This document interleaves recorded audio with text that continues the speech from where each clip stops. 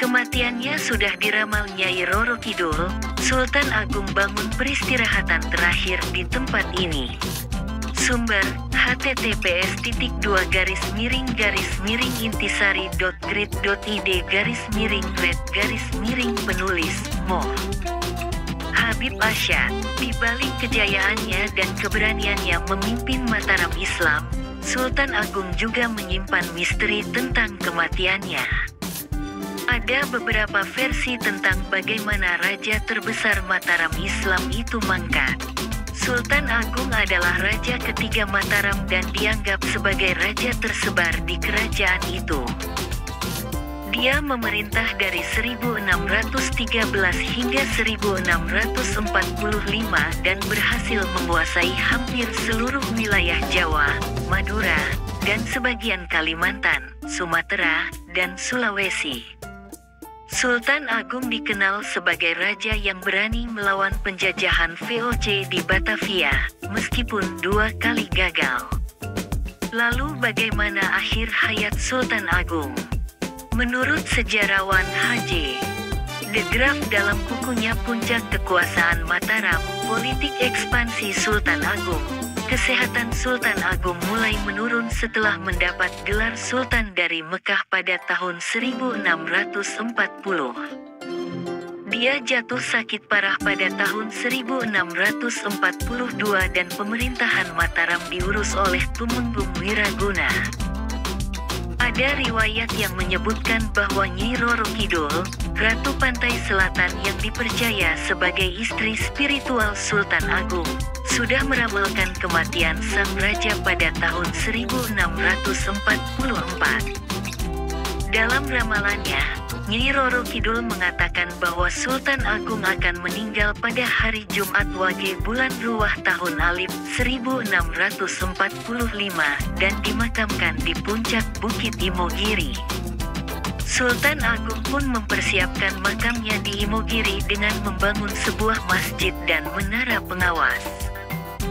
Selain faktor usia dan penyakit kronis, ada dugaan bahwa Sultan Agung meninggal karena terkena wabah penyakit yang melanda Jawa pada tahun 1640-an. Sejarawan M.C. Wycliffe dalam bukunya Sejarah Indonesia Modern, tahun 1200 sampai tahun 2004, menyebutkan wabah-wabah penyakit merajalela pada tahun 1640-an, dan kematian Sultan Agung mungkin sekali disebabkan oleh salah satu wabah tersebut. Wabah penyakit tersebut diduga adalah pes atau tifus yang menyebar melalui tikus atau nyamuk. Penyakit ini bisa menyebabkan demam tinggi, sakit kepala, muntah-muntah, bengkak-bengkak di leher atau ketiak, dan bercak-bercak hitam di kulit. Jika tidak ditangani dengan baik, penyakit ini bisa berakibat fatal.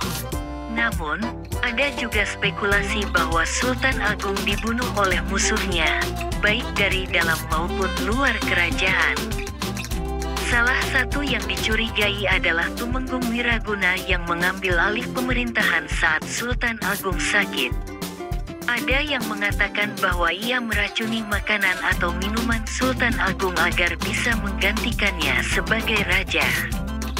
Selain itu, ada juga kemungkinan bahwa Sultan Agung dibunuh oleh VOC yang ingin menghentikan perlawanan Mataram.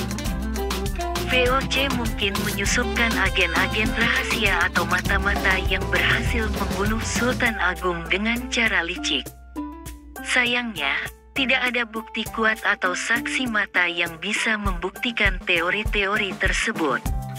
Sultan Agung meninggal dunia pada tahun 1646, kira-kira antara awal Februari dan awal April.